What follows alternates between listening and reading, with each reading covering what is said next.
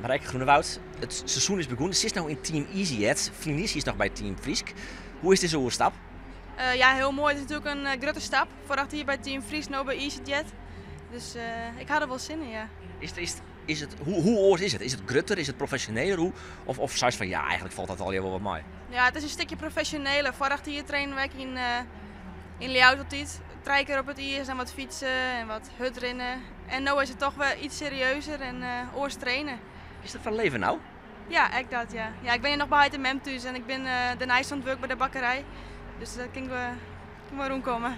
Dus rieden, thuis ben je en werk je bij de bakker in Leeuwarden, dan kun je het combineren, zeg maar. Ja, dat is graag wat ik wil, dus ja, daar ben ik heel blij mee.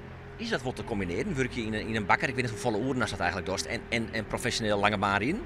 Ja, ik vind het juist noffelijk om erbij te werken. Als ik thuis de hele tijd op de bank ging, daar heb ik alleen maar werk van. En als ik werken ga, dan ben ik eigenlijk fitter dan dat ik thuis op de bank zitten ga. Dus ik vind het juist wel lekker. Sinds ik marathons rieden dit hier? Ja, ik ga aankomende sneu de eerste in Deventer en je zien hoe het is. Wie is in Amsterdam nog net bij? Nee, toen ging ik Holland Cup, dus ja. Hoe is dat eigenlijk om de marathons rieden te gaan? Ja, ik vind het het mooiste wat er is eigenlijk. De marathons in het racerijden. Mooier dan hier bij Gleason T-half een EK of zo? Nou, ik ga het eigenlijk nog nooit meemaken, dus ik weet net hoe dat is. Maar het lijkt me hartstikke mooi om dat te rijden. Maar eerst de marathons maar. Voordat hier zoek er al mee beginnen, ga ik in rijden. En dat die wel meteen een goeie. Maar ja, ik ben wel benieuwd hoe het dit seizoen gaat.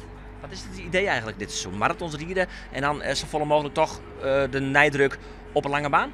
Ja, ik doe gewoon van beide. Want het is voor mij natuurlijk een bouw hier. Het is eerst dat ik bij Jilwet zit. Dus daar kan ik heel wat dingen voor horen. Dus ik moet eerst maar zien hoe het komt. En ja, ik kan heel veel leren van het team. Ik ben een van de jongsten. Dus, Naast de ziekte van Vijverhoeven hier, ben je daar helemaal van hersteld? Ben je helemaal fit? Ik ben daar helemaal van hersteld. Ja. Ik heb Aaron en Simmer nog wel les van horen. Maar ik ga er nou eigenlijk al een jaar geen les van horen. Dus ik denk dat het wel Aaron is. Zo, succes! Ja, dankjewel.